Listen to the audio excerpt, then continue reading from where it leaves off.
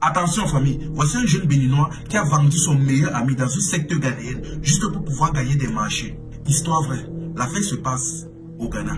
Et pour tous ceux qui se demandent comment j'ai fait pour savoir ça, ils étaient abonnés à mon compte. Toi-même, tu attends quoi pour t'abonner? Abonne-toi et like la vidéo. Voici le jeune en question. Ici, on va l'appeler Dimitri. Ce qui se passe, c'est que Dimitri était avec son meilleur ami Sébastien. Les deux, après avoir réussi à avoir les diplômes universitaires, ils ont commencé à chercher du travail et bon, vous connaissez la galère dans certains pays africains, ça ne donnait pas. Tellement donc que Dimitri a donc décidé d'aller au Ghana pour gérer certains marchés.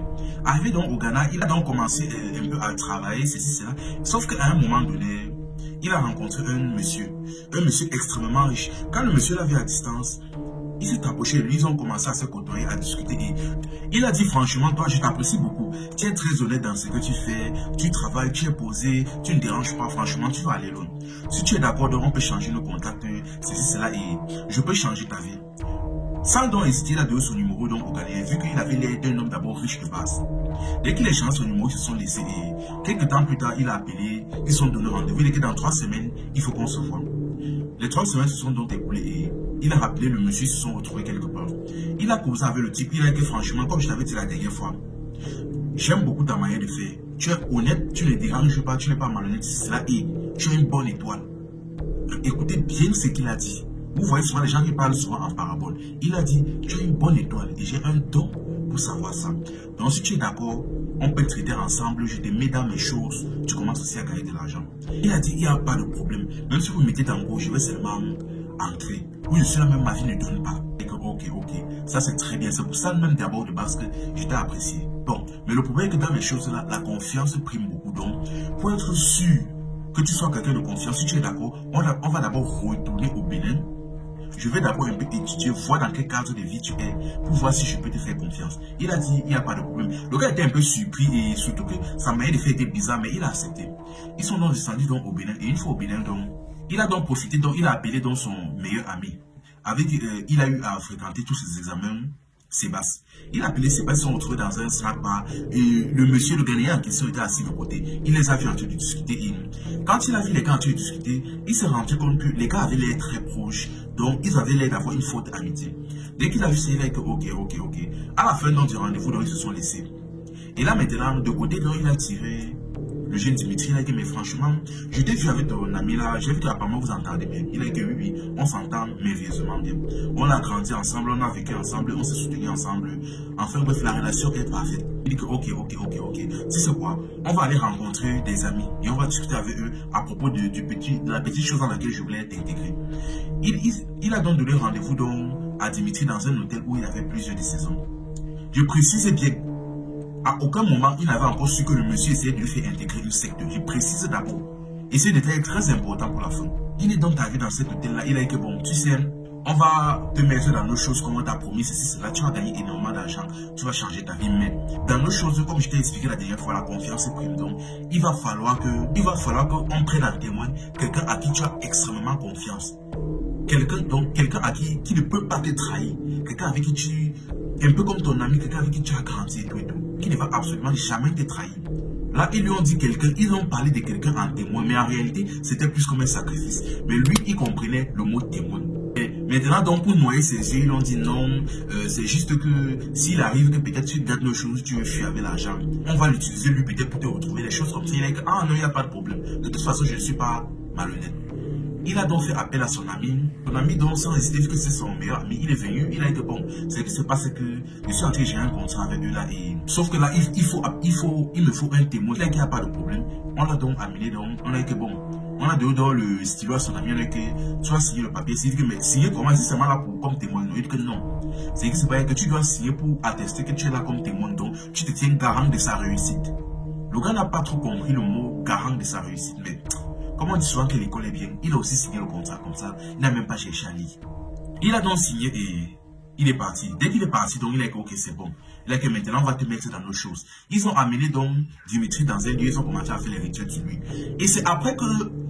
Donc je ne sais pas si on a seulement mangé son cerveau à ce moment-là, mais c'est après qu'on a commencé à le déshabiller, à le laver, à le fouetter avec l'arbre de paix et les écorces, qu'il a compris qu'il était en train d'entrer dans la secte. C'est après avoir subi certaines choses qu'il a commencé à comprendre. Avoir subi ça, qu'il a commencé à comprendre qu'en fait c'est la secte. Mais bref, ne le jugeons pas tout de suite. À un moment donné, dès qu'ils ont terminé le rituel, ils se sont dit, bon, ce qui se passe maintenant, et qu'à partir de maintenant, ton ami est garant de ta réussite. Ça veut dire que c'est à partir de lui, c'est son étoile qui sera tirée à chaque fois pour faire briller la tienne. Mais il y a une seule condition. Il ne faudra jamais qu'il soit fâché contre toi.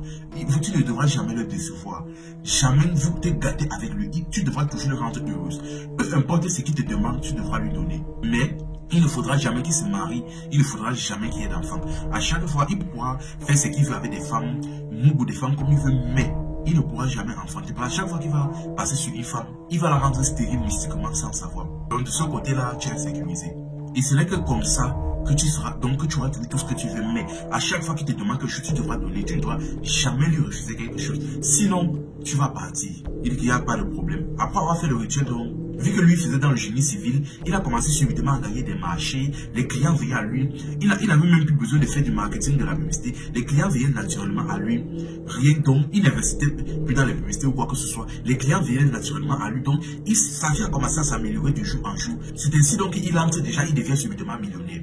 Bon, son ami maintenant un jour vient chez lui et dit mais c'est comment ça se fait que tu m'as fait signer un contrat, je te prends à témoin, mais depuis je ne gagne rien, tu fais ça comment? Il dit que non, ce n'est rien, dis-moi seulement ce que tu veux, je te donne. Dis-moi tout ce que tu veux que je te donne. Il dit ok, il n'y a pas de problème. Il dit bon, aussi, lui il ne le prenait pas au sérieux, il a dit son mot, il dit bon, je veux 10 millions. Il dit qu'il n'y a pas de problème, il sort 10 millions, il tape dans sa main. Le gars il donnait pas, il part jouer la vie avec. À un moment, dès que ça finit, il vient encore, il dit que non, là, il finit, c'est là, il n'y a pas de problème, tu n'as même pas besoin de me faire la tarakou. Demande seulement, je te donne. Le gars dit que, ok, je veux 5 millions, il donne. Un autre jour, il vient, il dit, je veux 2 millions, il donne. Un autre jour, il vient, il dit, je veux, il donne. Un autre jour, il donne. Ainsi de suite, ainsi de suite, ainsi de suite. Mais sauf qu'un jour, il est venu voir son ami, il dit que, mes gars, c'est comment? Tout le temps que tu me donnes le poisson, apprends-moi aussi à pêcher, non? Tout le temps quand je viens, je te demande seulement, il dit que non, il ne casse pas. Demande seulement, je te donne. C'est en partie grâce à toi. Si j'ai tout ce que j'ai aujourd'hui là, donc, demande seulement, je te donne. Il dit qu'il n'y a pas de problème. Il dit qu'actuellement là même, j'ai besoin de 5 bâtons. Il donne. Maintenant, le problème est que pendant que la vie de Dimitri, c'est-à-dire le secteur, avançait, c'est-à-dire, il construisait des villas, des maisons, des entreprises. Pendant que sa vie avançait, la vie de son ami, donc, Sébastien de son côté, c'était la catastrophe. Malgré le fait que son ami lui donnait des bâtons, des millions tous les jours, il vivait toujours dans la maison familiale, il ne construisait rien, il n'achetait pas de terrain, il n'investissait dans rien. C'était toujours la java, les femmes, c'est cela. Tellement que même dans sa famille, sa mère, tout le monde était étonné chez lui que, mais comment tu es un ami qui est riche, mais toi ta vie est tout bizarre comme ça. Et en plus j'ai l'impression qu'il te verse de gros sommes tous les jours, tu n'investis pas. Qu'est-ce qui se passe? Mais bref, il ne savait pas à ce moment-là que le problème était mystique. Il essaie donc pas casser la tête. Il a continué dans sa vie normalement. Tout pour lui maintenant, c'était les fêtes, la java, les femmes, donc la vie des débauches, tout ça, il ne considérait dans rien. Sauf qu'un jour maintenant, la sœur de Dimitri, c'est-à-dire le secteur, est rentrée de France. Comme vu qu'elle faisait dans la comptabilité, et vu que son frère avait des entreprises, elle a donc décidé de travailler pour les entreprises de son frère. Le descendant donc est tombé sur le meilleur ami de son frère, c'est-à-dire Sébastien, le Mougou en personne. Quand elle a vu, et Sébastien est tombé en mode de la petite soeur de son ami, et il a commencé à la draguer et ils ont entamé une relation. Dans la tête de la fille, c'est que non. Vu que c'est le meilleur ami et en plus d'enfance de son frère, et en plus tout le temps être à son frère, non, ça peut être un bon parti, ça doit être une bonne personne. Elle a donc commencé la relation avec lui, il faisait les choses. À un moment donné, maintenant, Dimitri se rend compte que ses activités commencent un peu à faire un chat. Ça commence un peu à chuter. Bon, il gagnait toujours beaucoup, mais plus comme avant. Et il ne s'est pas cassé la tête, il sait que c'était rien. Un jour, comme d'habitude, donc, un jour, donc, son ami donc Sébastien est venu chez lui et que bon, là j'ai besoin d'un 10 millions. Il dit mais qu'est-ce que tu as fait de l'argent que j'ai donné dernièrement? Il dit que non, laisse, j'avais mes petits trucs que j'ai géré. Il dit que ok, c'est rien. Il a donné donc 10 bâtons. Mais avant de partir, il a dit que mais franchement, tu sais que tu m'as mis un million. Mais j'ai une faveur à te demander. Je voudrais que le jour où je te demande quelque chose, la prochaine fois qu'on se voit, je te demande quelque chose, je veux que tu acceptes. Il a dit qu'il n'y a pas de problème. Tu es mon meilleur ami. De toute façon, il avait géré un rituel. Il ne pouvait rien le refuser. Il a dit, tu es mon meilleur ami. Je ne peux rien te refuser. Il a dit, ok. Il te remercie. Il est parti. Un jour maintenant, étant chez lui, Dimitri, donc étant chez lui, il sort à sa terrasse. Il voit sa soeur avec son meilleur ami sur la terrasse de côté, en train de s'amouracher. Regarde, c'est quoi ça? Il sort, il parle tampon. Il dit, mais qu'est-ce que vous faites comme ça? Là où Sébastien regarde, finalement, il dit que bon, tu sais quoi, tu te rappelles la dernière fois qu'on s'était vu, je t'avais dit que la prochaine fois qu'on se voit, il était dit que si je te demande une faveur, tu acceptes. Il dit que ce que moi je veux maintenant, c'est que tu me donnes ta bénédiction pour être avec ta belle-sœur. Donc, il dit que quoi, la tête du gars a commencé à disjoncter.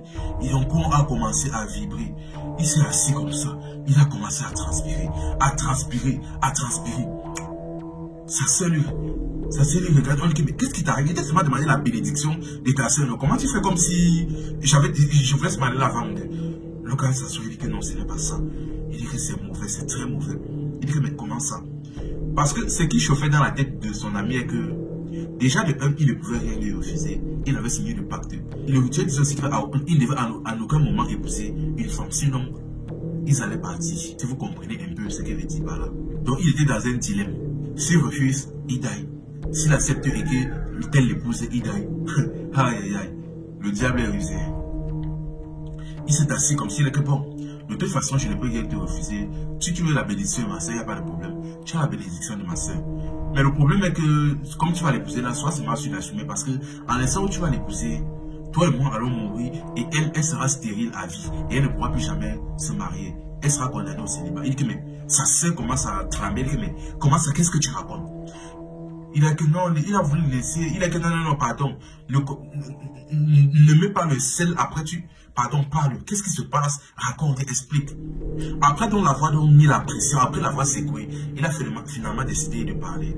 Il a dit qu'en réalité, tu te rappelles il y a quelques années, quand je t'avais appelé de signer un contrat en tant que témoin ou une sorte de contrat pour un marché, quelque chose comme ça, oui.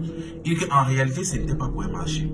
Ce qui se passe, c'est que le contrat que tu as signé là, non, ça signifie que tu te vendais de toi-même pour que moi je réussisse. Mais la condition était que je devais absolument te rendre heureux. Je devais te donner tout ce que tu me demandais et on ne devait jamais se gâter. Mais une des clauses aussi du contrat disait que tu ne devais jamais te marier. Et tu étais condamné à ne jamais avoir d'enfant. Donc toutes les femmes chez qui tu passes, tu les condamnées à la stérilité et au célibat à vie. Là maintenant, si tu veux l'épouser, il n'y a pas de problème. Mais le problème est que si tu l'épouses là maintenant, nous deux nous allons mourir et elle sera stérile à vie et les hommes vont la fuir comme la terre. C'est-à-dire, elle sera condamnée au célibat à vie. Là, maintenant, le gars s'est mis à jouer, il a commencé à crier que, hey, qu'est-ce que tu as fait comme ça? Dans quoi tu m'as mis? Après, il a demandé à sa sœur que, est-ce que vous avez déjà un mot? Elle a dit oui. Il a dit, ah, ça l'a cuit. Sa sœur s'est mis à jouer, elle a commencé à crier.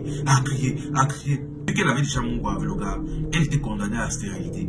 Déjà, elle était stérile et condamnée au célibat à vie. Maintenant, ce qui se passe là, actuellement, là, est que il y a encore les possibilités quand même que les gars se sauvent, mais il faudrait au moins qu'une tête tombe. Soit le gars tombe, c'est-à-dire celui en question qui a joué le rituel tombe, et les deux pourront peut-être être sauvés, ou soit son ami, c'est-à-dire le mouton de sacrifice décède, et les deux pourront être sauvés, ou soit la fille tombe, et les deux pourront être sauvés. Ah, dans tous les cas, dans cette affaire, une tête doit tomber. Personnellement, déjà, si je suis responsable dans cette affaire, pour moi déjà, tout le monde est responsable. De un, d'abord, le gars, le mouton de sacrifice en personne déjà. Parce que pour moi, c'est comme ça que moi je l'appelle. Signer un contrat déjà sans lit. Moi, j'avais déjà ça dans une autre histoire. Signer déjà un contrat sans lit. Déjà, c'est très stupide. Et en plus de cela, tu as vu des endroits où on te parle en parabole. On te dit garant de sa réussite. On parle en parabole. Même un abruti a déjà compris de quoi il s'agissait. Mais bref, le fait est déjà fait. Mais il a sa part de responsabilité dans la situation qui lui arrive. Le gars en question qui est parti faire la secte, man, réussi, mais réussi à tout prix, non. Comment on peut aussi être stupide à ce point-là? On te parle en parabole de A à Z, on te dit des mots bizarres, et à aucun moment ça l'étiquette dans ta tête. Ou peut-être la pauvreté qui fermait son cerveau va savoir. Mais bref, il a sa part de responsabilité. Surtout qu'à un moment donné, on lui a tapé sec. Il a aussi accepté. On te fouette même avec les écosses, on te déshabille, on te... Et c'est après avoir fini le rituel que tu te rends compte que tu te mets dans les sectes. Ah chouette. Comme on dit souvent, tu cherches à y trouver. Quant à la fille en question, ce n'est pas parce que c'est l'ami de ton frère que c'est forcément une bonne personne. C'est tout ce que j'ai envie de dire par là. Ce n'est pas forcément parce que c'est l'ami de ton frère que c'est une bonne personne.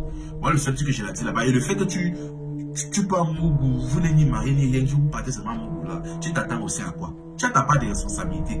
Mais franchement, la famille, prier Dieu, le Dieu est mauvais. Prier Dieu sans cesse. Le Dieu est mauvais, franchement. Franchement. C'est-à-dire, ton meilleur ami, la personne avec qui tu as grandi, regardez dans quoi il t'aimait. Regardez dans quoi il t'aimait. H. Sinon, en tout cas, que Dieu vous protège la famille. Le Dieu est gâté. C'était un vrai amusement à la famille. Ici, on s'informe et on s'amuse.